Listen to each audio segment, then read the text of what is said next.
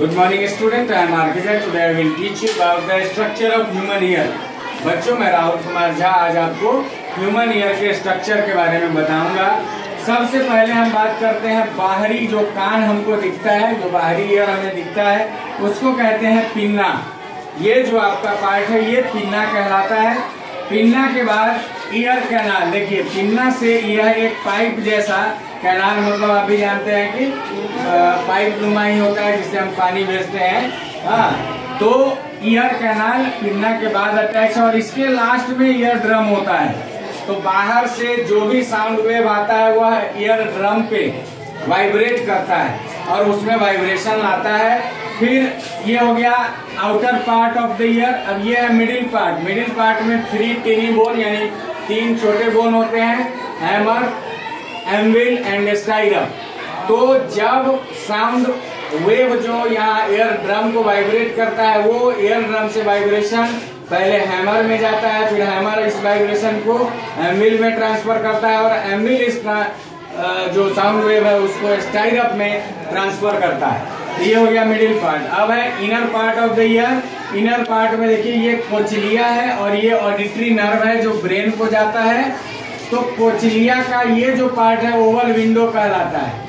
तो ये जो स्टाइरप बोन है वो क्या करता है, वाइब्रेशन जो कि एयर ड्रम, हैमर, एंविल, स्टाइरप होते हुए यही ओवल विंडो पे आता है। ओवल विंडो में कोचिलिया में जो लिक्विड रहता है इस लिक्विड में वाइब्रेशन जनरेट होता है और यही वाइब्रेशन ये इलेक्ट्रिक इम्पल्स क्रिएट करके और ऑडिटरी नर्व में डालता है। फिर ये इलेक्ट्रिक इम्पल्स हमारे ब्रेन को जाता है, फिर हमारा ब्रेन रीड करता है कि क्या बोला जा रहा है, क्या साउंड प्रोड्यूस हो रहा है। इस तरह से हमारे ईयर का जो स्ट्रक्चर और फंक्शन दोनों आप देख सकते हैं। यहाँ मैंने लिख भी दिया है, तो ये स्ट्रक्चर मैंने लिख दिया है, फंक्शन नहीं लिखा है।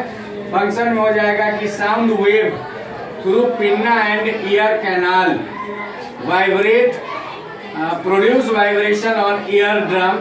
This vibration transferred through hammer, anvil, stirrup to oval window of cochlea.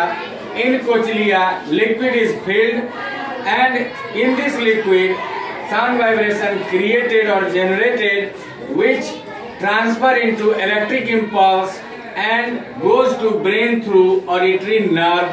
In this way, our brain understand the sound wave that which sound is produced by anyone, anything.